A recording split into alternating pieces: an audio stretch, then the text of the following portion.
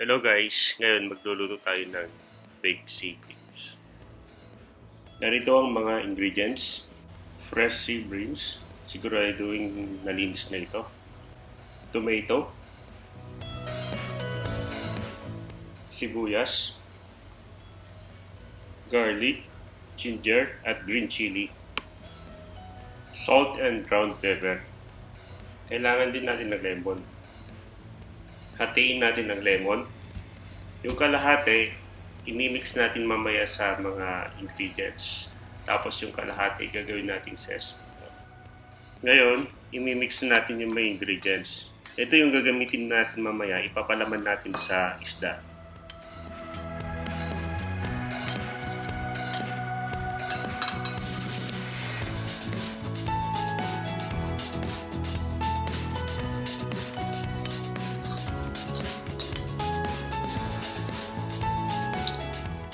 Maglalagay din tayo ng konting asin at saka paminta.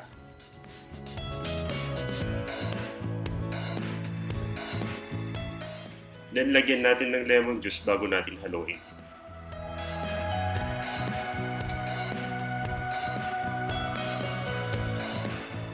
Ngayon, papalaman na natin yung isda.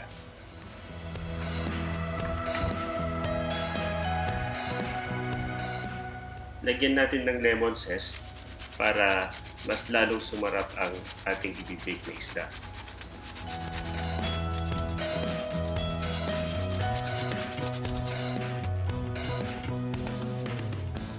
Pagkatapos, balutin na natin ito ng foil paper.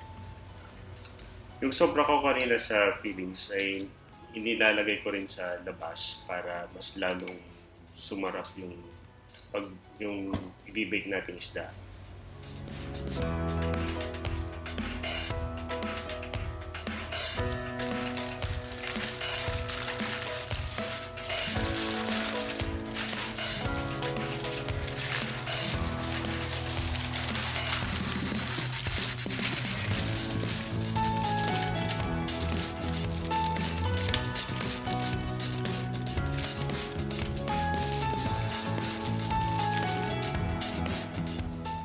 I-preheat natin ng oven for 10 minutes.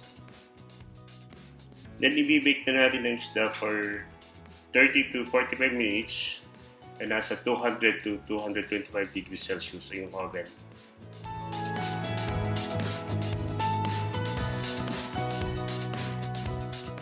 Ito na yung baked sea beans. Luto na.